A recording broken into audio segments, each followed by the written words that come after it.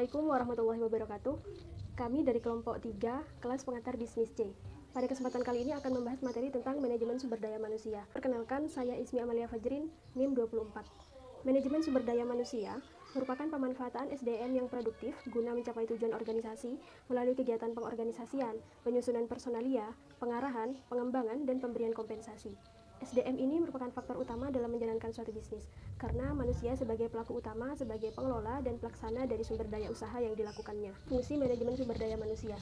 Yang pertama ada fungsi perencanaan SDM, yaitu menentukan kebutuhan SDM dalam organisasi. Yang kedua ada fungsi penarikan dan seleksi karyawan, yang merupakan proses pencarian calon tenaga kerja. Yang ketiga fungsi pelatihan dan pengembangan SDM, yang merupakan kegiatan mendidik karyawan tentang bagaimana melaksanakan suatu pekerjaan dan tanggung jawab pekerjaannya. Ada fungsi kompensasi dan penghargaan berupa imbalan yang diterima karyawan atas kinerjanya, baik berupa gaji ataupun program insentif seperti bonus. Dan yang terakhir ada fungsi evaluasi kerja berupa penilaian prestasi kerja. Nah, materi selanjutnya yaitu tentang kegiatan dasar manajemen sumber daya manusia di bidang bisnis. Perkenalkan, nama saya Dita Widya Astuti, NIM 1903211000027. Ya, ada 4 kegiatan dasar manajemen sumber daya manusia di bidang bisnis. Yang pertama yaitu seleksi. Nah, seleksi ini penjaringan orang yang memiliki keterampilan yang dibutuhkan oleh suatu perusahaan atau organisasi. Yang kedua yaitu penilaian. Nah, nanti setiap orang itu akan dinilai sesuai dengan kinerja yang telah dilakukannya di posisi tersebut. Nah, yang ketiga yaitu penghargaan. Setelah kita dinilai, manajer akan memberikan penghargaan kepada kita. Bisa berupa upah, gaji, atau sesuai dengan kinerja yang telah kita lakukan untuk perusahaan tersebut.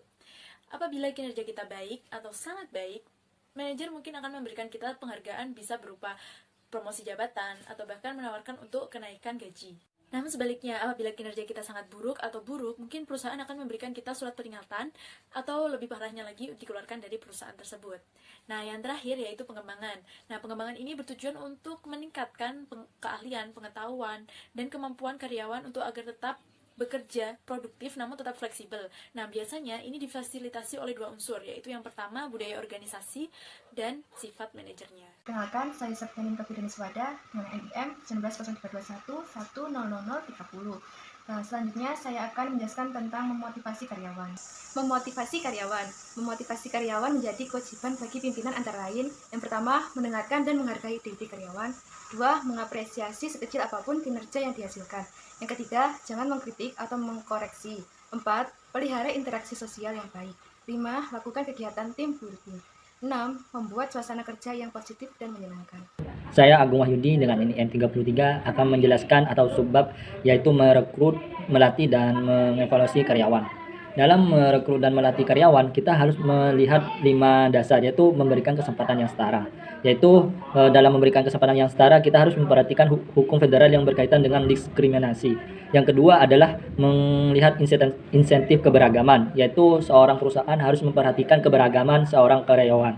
Yang kedua, kita harus memperhatikan paket kompensasi yang harus ditawarkan oleh perusahaan, seperti gaji, seperti komisi, seperti bonus, dan insentif yang lainnya, sehingga para karyawan itu bisa memenuhi yang diinginkan oleh perusahaan. Yang ketiga adalah perbandingan di antara jabatan. Seorang perusahaan harus melihat perbandingan di antara jabatan dalam bentuk-bentuk kompensasi yang dialokasi untuk karyawan dari bervariasi menurut jabatannya masing-masing. Yang keempat adalah mengembangkan keahlian karyawan.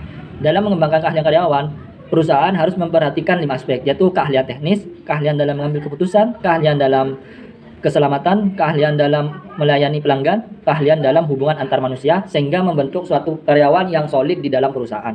Yang kelima atau yang terakhir adalah mengevaluasi kinerja karyawan. Dalam mengevaluasi kinerja karyawan, kita harus memperhatikan 6, yaitu yang pertama adalah mengsegmentasikan evaluasi menjadi beberapa kriteria sehingga tidak salah sasaran. Yang kedua adalah menggunakan formulir evaluasi kinerja sehingga jelas mana yang harus dievaluasi. Yang ketiga adalah langkah-langkah dalam mengevaluasi karyawan yang tepat.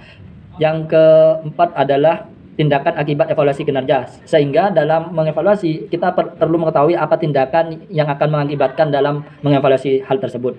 Yang kelima adalah menghadap tuntutan hukum dari karyawan yang dipecat. Dalam mengevaluasi karyawan, pastinya ada yang dipecat atau beberapa harus disingkirkan sehingga akan membentuk perusahaan yang solid.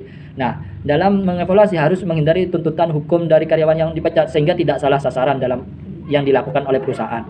Yang terakhir adalah mengevaluasi supervisor oleh karyawan sehingga membentuk perusahaan yang solid dan yang menuju ke visi dan misi perusahaan. Terima kasih. Wassalamualaikum warahmatullahi wabarakatuh.